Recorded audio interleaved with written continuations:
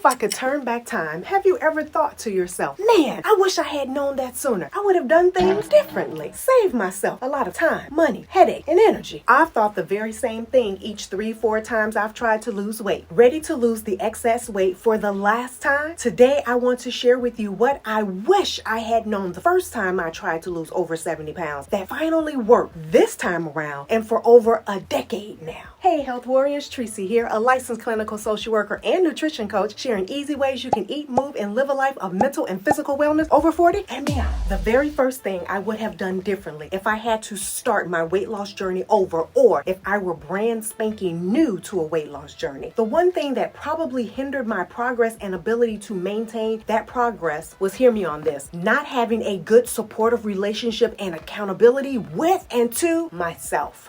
Don't get me wrong, it was nice to have friends who initially joined me on whatever diet, workout, rabbit hole I jumped into. You got friends like that? It was exhilarating to see families curious and intrigued with my boldly stated plans and goals to get healthy, increase my energy, lose weight, and swear not to buy another pair of pants a size bigger than the ones that I already own, right? However, what I noticed the last and final time I declared war against my expanding waistline and that defiant scale was that I would learn how to quiet outside and internal stimuli that did not align with my desired outcome. I stopped trying every new do this and drop 25 pounds claim that I came across. I would learn how to pep talk myself. Come on, girl, you got this. Girl, what one small thing will you commit to today? You are worth this. You're worth the time. You're worth the effort. I had to learn how to say that to myself. I would learn how to keep it real with myself. Child, you just ate. Why are you circling that fridge? Why are you reaching your hands into the gummy bears again? And the really hard one was, okay, Tressey, let's talk. What is really going on? What's on your heart and your mind? And face it, don't eat it. And for the love of all things, I would stop telling myself it was okay each and every time I failed to show up and lovingly nourish myself. So yes, if I had to do this journey again, I would truly be a BFF, best friend for life, to myself. Oh, so I read this quote that spoke my truth round 1 through 4 of each of my weight loss journeys before I got it right. The quote read, "I'm more confused than a chameleon in a bag of Skittles because I had no earthly idea what in the Sam Hill I was doing or needed to do to lose weight the right way in a sustainable way, and it showed." Each month, I would announce a new way I would be eating, purchasing a supplement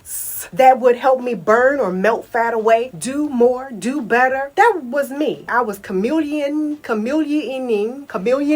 I'm making that a word, okay? Around that bag of Skittles, looking for the version of me, but with a lower body fat percentage, only finding sugary candy pieces that I thought were me, but it wasn't. I was in the wrong place. That's it. I think that was the meaning of the quote. I was in the wrong place, roaming around in the wrong spot. What I wish I knew and would do differently if I had to do this journey again would be to gain clarity on what I truly wanted, to better help me know the path to take. What I didn't know is that our goals determine how we should move and eat. I thought my goal was to lose weight, but it really wasn't, because I think back to the second time I lost weight I lost in a record amount of time, I might add. I reached my goal weight on the scale, and when I got there, I looked at the number, I looked at myself, and I was not pleased. On this final weight loss journey, with clarity of wanting to achieve an aesthetic look with a lower body fat percentage, I was able to research and forge ahead with an eating and exercise plan based on this new insight of clarity. Are you clear? Do you know what you want, or are you hanging out like a chameleon in a bag of Skittles? The drama? I'm here for it. Conspiracy theory? I'm there for it. So I get skeptic when I see things that look and sound too uncomplicated. It just seems like it won't work. The more steps involved, the better it is, right? Like I was drawn towards processes that said I could achieve weight loss, if I did all the things like wake up at 5 o'clock immediately and drink 24 ounces of warm lemon water, do an hour to an hour and a half of exercise with moves that were erratic and all over the place. Now that I think about it, if I had to sit and meditate for 30 minutes, eat chia seed pudding for breakfast, avocado toast for snack, banish fruits, break up with carbs, eat about a half a stick of butter a day, just a number of foolishness for the sake of weight loss, I was like, I can do that.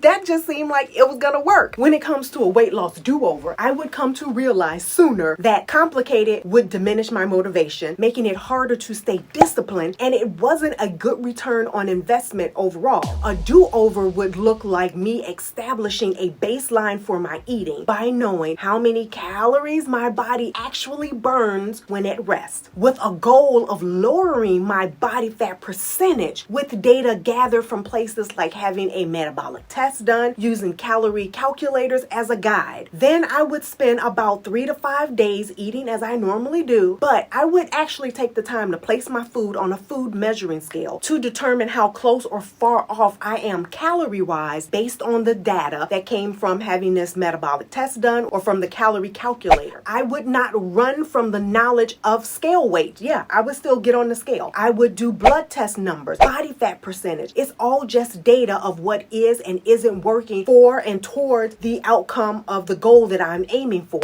From there, I would slowly decrease my calories by 50 to 100 calories for a few weeks, repeating that process over a number of weeks until I was at whatever the recommended calorie intake number was. As my new BFF, I would give myself 12 weeks of encouragement to stay the course by having a meal plan to take the guesswork out of what to eat. I would meal prep 3 days worth of food for myself to get ahead of events that run long or days when I'm just like too tired and unmotivated and lacking discipline to cook. Yeah, 70 pounds down now, I've come to realize that meal planning and meal prep equals freedom on a whole nother level, and I can't even begin to describe except you have to try it to experience it for yourself. All right, so you know the concept of calorie intake was not the only thing I was skeptical about because drama, right? Remember I mentioned exercise that was in excess of an hour and all over the place, like legs and arms here and like everywhere. Well, when Common Sense came to visit, what I noticed was that the people at the gym who had the physique, did I say that right? They had the bodies I wanted. They were not lining up to join group classes nor doing 5,000 different moves at once as the countdown timer was running. Rather, they were doing the opposite of complicated. You remember the game I Spy? Ooh, I spied them at the gym doing basically the same weighted movements, yet varying the size and weight of the number of times they engage the weight in that movement. Watch this video next if you are ready to start uncomplicating your life and rev up your metabolism so that your resting metabolic rate, that's like when you're doing nothing, is higher, which means you get to eat more food, not less, because you're just one decision away from improving your health and reaching your goals. So eat well, stay active.